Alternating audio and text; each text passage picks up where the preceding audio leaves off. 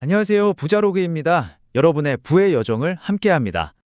여러분, 혹시 저 멀리 대만 해협에서 벌어지는 일이 그냥 남의 일처럼 느껴지시나요? 만약에 그 위기가 바로 내 주식 계좌를 직접적으로 위협하는 현실이 된다면 그때는 어떻게 하시겠습니까? 오늘은 이 민감하지만 우리가 반드시 알아야 할 문제에 대해 깊숙이 파고들어서 우리의 소중한 자산을 지킬 구체적인 전략을 한번 짜보겠습니다. 좋습니다. 그럼 지금부터 대체 무슨 일이 벌어지고 있는지 그 상황을 한번 자세히 들여다보죠. 최근 대만 해협의 긴장감, 이게 정말 심상치가 않은데요. 많은 분들이 생각하는 것보다 훨씬 더 심각한 수준으로 치닫고 있습니다. 일본 총리가요, 정말 전례 없이 강경한 발언을 내놨습니다. 대만에 무슨 일이 생기면 그건 곧 일본에 생긴 일이다. 이게 무슨 말이겠어요? 사실상 대만에 문제가 생기면 일본도 군사적으로 개입할 수 있다는 걸 시사한 거나 마찬가지입니다. 당연히 중국은 이게 무슨 내정 간섭이냐면서 격렬하게 반발했죠. 근데 이게 그냥 말싸움이 아니에요. 이 지역의 힘의 균형이 완전히 바뀌고 있다는 아주 강력한 신호탄인 셈입니다. 그리고 이게 단순한 으름장이 아니라는 증거가 바로 이겁니다. 중국은요, 아예 목표를 딱 정해놨어요. 2027년까지 대만을 침공할 수 있는 군사적 능력을 완성하겠다. 바로 이 구체적인 목표가 있으니까 일본이랑 미국이 지금 저렇게까지 예민하게 또 강력하게 반응하고 있는 겁니다. 자, 여기서부터가 진짜 중요한데요. 이 거대한 파도가 그럼 우리 대한민국을 어디로 끌고 가느냐 이겁니다. 솔직히 말해서 우리는 지금 정말 피할 수 없는 딜레마 그 한가운데에 딱 갇혀버린 형국이에요. 이 화면이 바로 한국이 처한 상황을 아주 적나라하게 보여주죠. 왼쪽을 보세요. 우리의 안보를 책임지는 절대적인 기둥, 바로 한미동맹이 있습니다. 그런데 오른쪽은요, 우리의 최대 교역국, 그러니까 경제의 생명줄이나 다름없는 중국이 떡 버티고 있죠. 이 둘 중 어느 하나도 정말이지 쉽게 포기할 수가 없는 겁니다. 이게 문제가 뭐냐면요. 어떤 선택을 해도 리스크가 어마어마하다는 거예요. 자, 미국 편에서 자니 중국이 가만히 있겠어요? 엄청난 경제 보복이 불보듯 뻔하죠. 그럼 중립을 지킨다? 이건 더 위험할 수 있어요. 한미동맹에 금이 가고 우리 안보가 통째로 흔들릴 수 있습니다. 그렇다고 중국 편에 서면 이건 서방 세계에서 완전히 왕따가 되는 그야말로 최악의 시나리오죠. 결국 뭘 선택해도 심지어 아무것도 선택하지 않는 중립조차도 우리에겐 재앙이 될 수 있다는 겁니다. 자, 그럼 만약에 정말 생각하고 싶지 않지만 최악의 상황이 닥쳤다고 칩시다. 중국이 대만을 힘으로 집어삼켰어요. 그때 여러분의 투자 포트폴리오는 어떻게 될까요? 첫 번째 시나리오, 바로 해상 무역로가 막히는 겁니다. 한국은 수출로 먹고 사는 나라잖아요. 근데 우리 수출입 물량의 거의 대부분이 지나가는 이 대만 해협을 중국이 딱 장악해버린다? 그럼 원자재도 못 들어오고 만든 물건도 못 팔고 말 그대로 한국 경제가 올스톱 될 수 있다는 이야기입니다. 두 번째는 기술 종속입니다. 여러분, 세계 최고의 반도체 회사 TSMC가 대만에 있잖아요. 만약 이 회사의 압도적인 기술력이 고스란히 중국 손에 들어간다고 생각해보세요. 상상만 해도 끔찍하죠. 이건 우리 삼성전자나 SK하이닉스의 기술 우위가 하루아침에 무너질 수 있다는 거고, 최악의 경우엔 반도체 공급망 전체가 중국에 종속될 수도 있다는 뜻입니다. 그리고 세 번째는요, 이제는 정말 직접적인 군사적 위협입니다.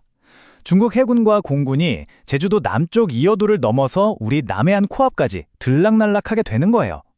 이건 그냥 위협이 아니라 우리 영토 주권이 매일매일 시험대에 오르는 상황이 되는 겁니다. 상황이 정말 심각하죠. 하지만 그렇다고 손 놓고 있을 수만은 없잖아요. 방법은 있습니다. 지금부터 이 위기 속에서 내 자산을 지켜낼 아주 구체적인 방법을 하나씩 알아보겠습니다. 자, 우선 국내 주식 포트폴리오부터 손을 봐야 합니다. 전략은 크게 세 가지예요. 첫째, 비중 축소. 중국에 대한 의존도가 높은 업종들 있죠? IT 기기 만드는 회사나 화학, 해운, 항공, 면세점 같은 곳들. 이런 곳들은 1차 충격을 그대로 맞을 수 있으니 미리 비중을 좀 줄여두는 게 현명합니다. 둘째, 유지 또는 확대. 이럴 때일수록 든든하게 버텨줄 방어주가 필요해요. 예를 들면 방산, 통신, 전력이나 가스, 아니면 필수 소비재처럼 경기를 덜 타는 종목들 비중을 늘려서 포트폴리오의 중심을 꽉 잡아주는 거죠.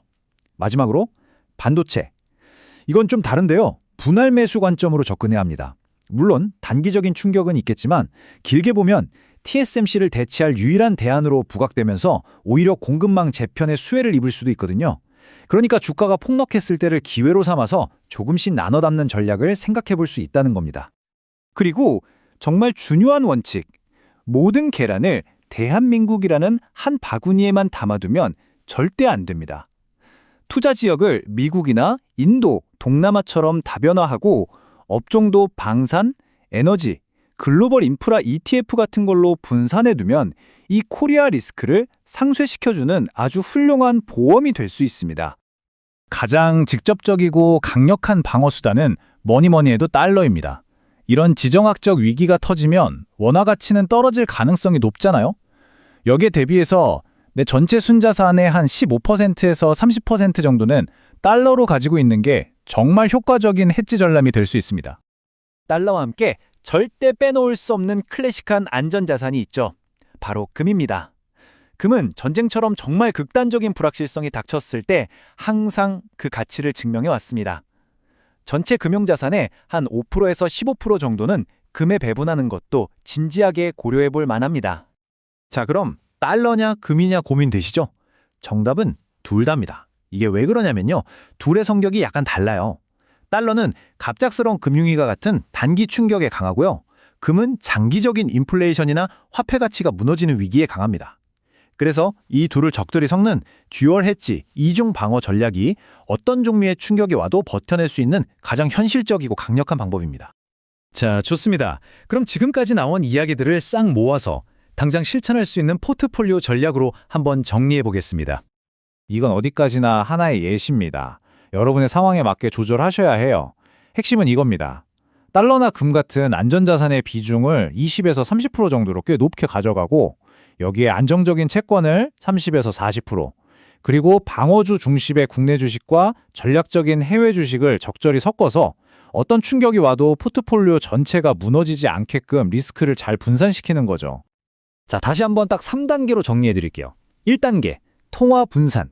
위기가 오기 전에 미리 달러를 사둬서 원화 가치 하락에 대비한다. 2단계, 포트폴리오 조정. 충격에 약한 업종은 줄이고 방어주랑 해외 자산 비중은 늘린다. 3단계, 안전자산 추가.